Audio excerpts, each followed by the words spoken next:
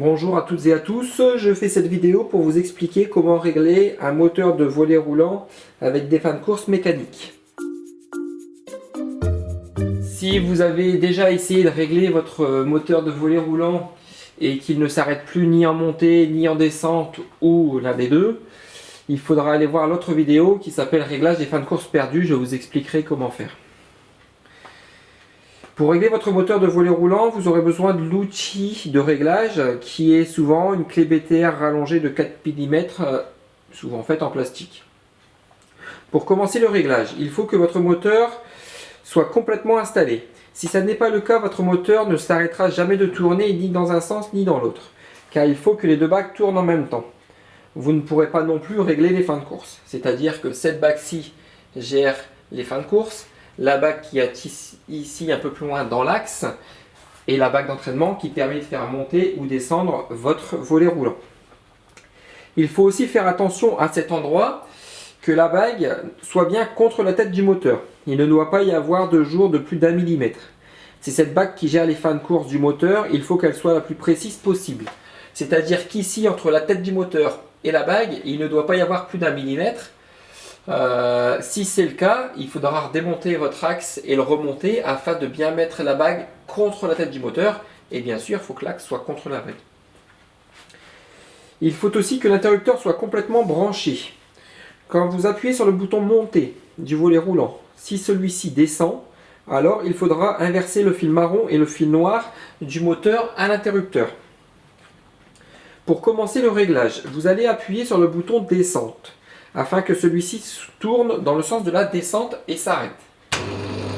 Comme ceci. Tablier décroché, bien sûr. À partir de ce moment, il faut trouver quelle vis de fin de course gère la montée et laquelle gère la descente. Souvent, sur les moteurs, il y était indiqué dans quel sens tourner la vis pour aller vers plus et dans quel sens on doit la tourner pour aller vers moins. Il faut aussi savoir qu'une vis de réglage gère la position haute et l'autre gère la position basse. C'est-à-dire que cette vis-là, par exemple, va gérer la position haute et celle-ci va gérer la position basse. Quand on intervient sur celle-ci, aucun réglage ne joue sur celle-ci. Peu importe la marque du moteur, à partir du moment où on est sur des fins de course mécaniques. Il y a aussi dans ce cas-ci deux flèches sur la vis du haut et deux flèches sur la vis du bas. D'un côté de la flèche plus, de l'autre côté moins. Ça indique dans quel sens tourner pour aller vers plus ou vers moins.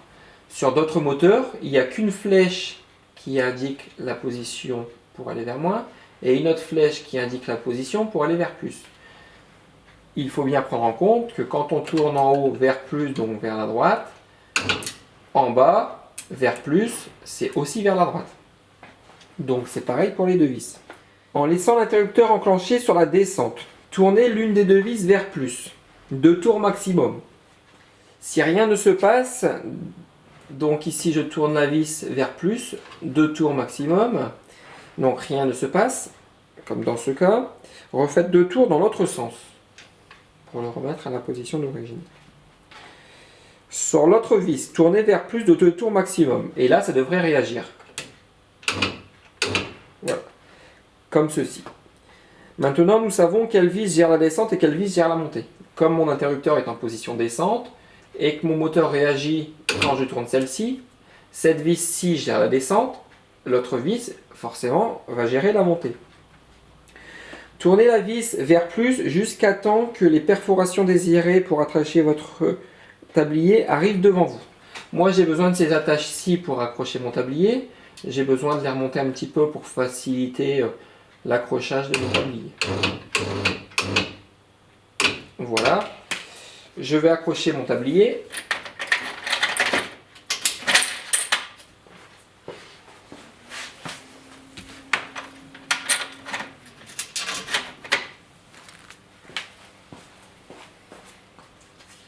Maintenant, appuyez sur le bouton monter. Votre volet roulant va monter d'environ 50 cm et s'arrêter.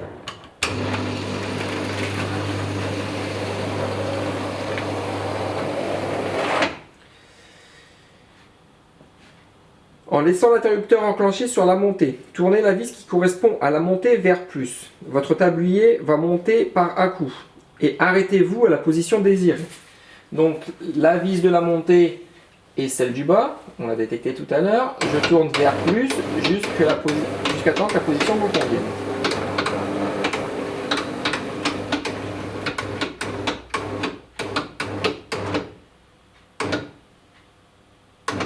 Voilà. Si vous avez été trop haut, imaginons, comme dans ce cas, alors redescendez le volet roulant d'une cinquantaine de centimètres.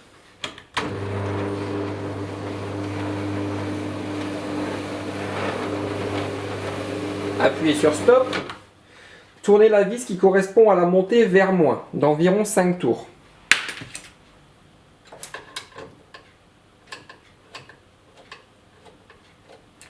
Appuyez sur monter.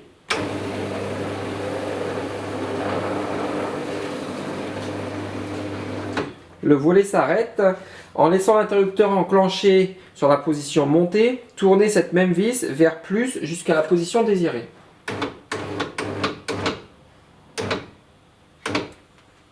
Voilà, la montée est réglée. Pour affiner le réglage de la descente, on va tourner l'autre vis vers moins de 5 tours. Appuyez sur le bouton descente du volet roulant.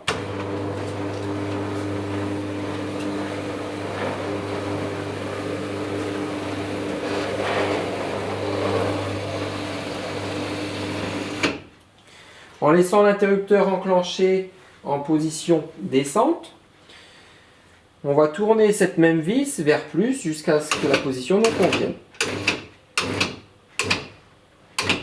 La position me convient. Le conseil qu'on peut vous apporter, c'est qu'il faut laisser les attaches tablier légèrement tendues sur l'axe. On fait un essai complet.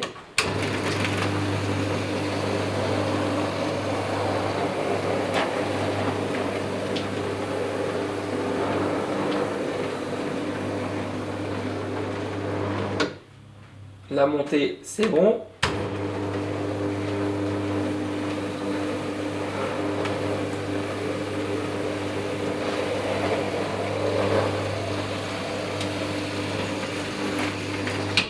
Et la descente, c'est bon. Votre volet roulant est réglé. Il ne reste plus qu'à en profiter. À bientôt.